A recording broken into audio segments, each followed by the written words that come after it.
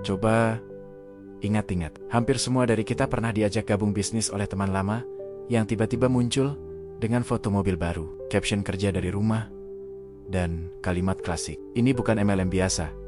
Yang aneh, kita jauh lebih sering mendengar cerita orang yang rugi, putus pertemanan, bahkan kehilangan tabungan, dibandingkan cerita sukses nyata yang bisa diverifikasi. Pertanyaannya, kalau sistem ini seadil dan secerah yang diklaim, kenapa mayoritas pesertanya justru gagal? Lebih penting lagi, bagaimana mungkin dua hal yang kelihatannya mirip, yaitu MLM dan skema piramida, bisa punya status hukum yang sangat berbeda? Kalau kamu tidak paham bedanya, kamu bukan cuma berisiko kehilangan uang, tapi juga waktu, relasi, dan kepercayaan diri. Dan itu adalah kerugian yang sering tidak terlihat di awal. Masalah besar dari MLM dan skema piramida bukan cuma soal uang, tapi soal kebingungan. Keduanya sama-sama bicara tentang jaringan, rekrutmen, dan penghasilan pasif. Disinilah otak kita mudah tertipu, karena manusia memang suka cerita yang sederhana dan penuh harapan. Bayangkan kamu lapar, dan seseorang menawarkan makanan sehat, murah, dan bikin kenyang seharian. Kamu tidak langsung tanya kandungan gizinya kan? Kamu dengarkan dulu ceritanya. MLM dan piramida bekerja di titik yang sama, menjual cerita. Tapi di balik cerita itu, ada mekanisme ekonomi yang sangat berbeda. Dan disinilah jebakannya. Tapi tunggu dulu, kalau bedanya cuma sedikit, kenapa dampaknya bisa sejauh itu? Bayangkan ada warung kopi kecil, pemiliknya untung, karena menjual kopi ke pelanggan yang benar-benar minum kopinya. Itu bisnis normal. Sekarang bayangkan pemilik warung berkata, kamu bisa buka warung kopi juga, tapi saya dapat komisi setiap kali kamu jual kopi. Itu masih masuk akal, karena kopi tetap diminum oleh pelanggan akhir. Inilah inti MLM yang sah.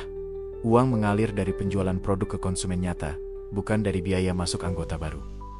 Sekarang kita geser sedikit. Bayangkan warung itu tidak peduli kopinya diminum atau tidak. Yang penting kamu buka warung baru dan bayar biaya awal. Kopi menumpuk di gudang, tidak ada yang minum, tapi uang tetap mengalir ke atas. Di titik ini, yang dijual bukan kopi, tapi harapan. Dan harapan, sayangnya, tidak bisa diminum. Nah, disinilah skema piramida berdiri. Skema piramida punya satu masalah matematis yang tidak bisa dihindari, yaitu pertumbuhan eksponensial. Di awal semua terlihat indah, sedikit orang di puncak, banyak uang masuk dari bawah. Tapi setiap level membutuhkan jumlah anggota baru yang jauh lebih besar. Kalau satu orang harus merekrut 5, lalu 5 merekrut 5 lagi, dalam beberapa tingkat saja jumlahnya sudah lebih besar dari populasi satu kota. Ini bukan opini, ini aritmatika. Dan aritmatika tidak peduli seberapa semangat presentasi Zoom. Di titik tertentu, tidak akan ada lagi orang baru untuk direkrut. Saat itu terjadi, uang berhenti mengalir, dan mayoritas peserta yang berada di bawah menanggung kerugian. Ada jebakan psikologis di sini. Orang yang sudah terlanjur rugi sering bertahan lebih lama karena berpikir, sayang kalau berhenti sekarang. Padahal justru itulah yang memperbesar kerugian. Tapi ada pertanyaan penting.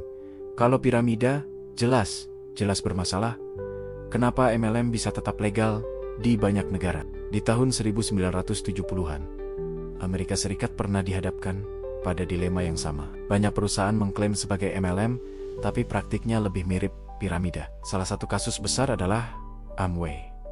Pemerintah turun tangan dan menyelidiki, hasilnya menarik. Amway dinyatakan legal bukan karena jaringannya, tapi karena fokus utamanya pada penjualan produk ke konsumen akhir dan adanya aturan buyback, yaitu anggota bisa mengembalikan stok yang tidak terjual. Artinya risiko tidak sepenuhnya dilempar ke anggota bawah. Dari kasus ini, lahirlah garis pembatas yang digunakan sampai hari ini. MLM dinilai sah jika produk benar-benar laku tanpa harus merekrut orang baru. Dan komisi utama datang dari penjualan, bukan pendaftaran. Tapi disinilah abu-abu itu muncul.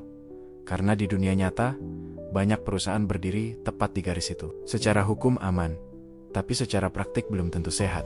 Banyak orang berpikir kerugian MLM atau piramida cuma soal nominal.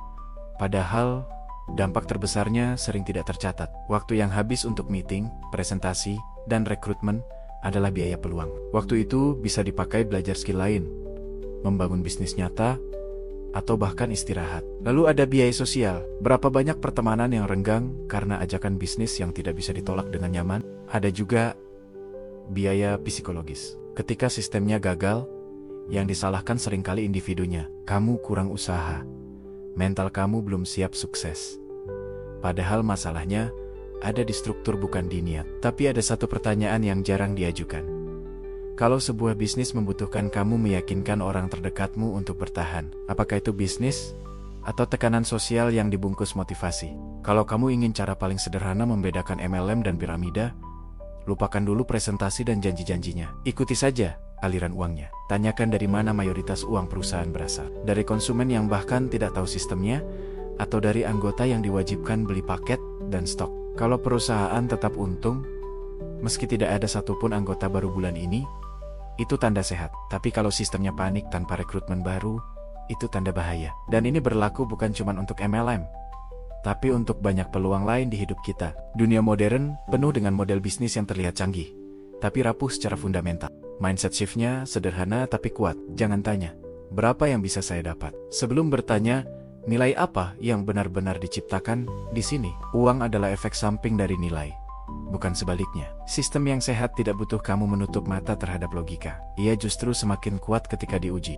Ketika kamu mulai melihat dunia dengan kacamata ini, kamu tidak cuma lebih aman dari jebakan finansial, tapi juga lebih dewasa dalam mengambil keputusan. Dan di dunia yang penuh janji cepat kaya, kedewasaan adalah aset langka. Kalau menurut kamu, pembahasan ini membuka sudut pandang baru, tulis pendapatmu di kolom komentar. Pengalaman pribadi sering jadi pelajaran paling berharga. Jangan lupa like video ini kalau kamu merasa tercerahkan. Dan subscribe supaya kita bisa terus membedah cara kerja dunia uang tanpa basa-basi. Karena memahami sistem adalah langkah pertama untuk tidak dikendalikan olehnya.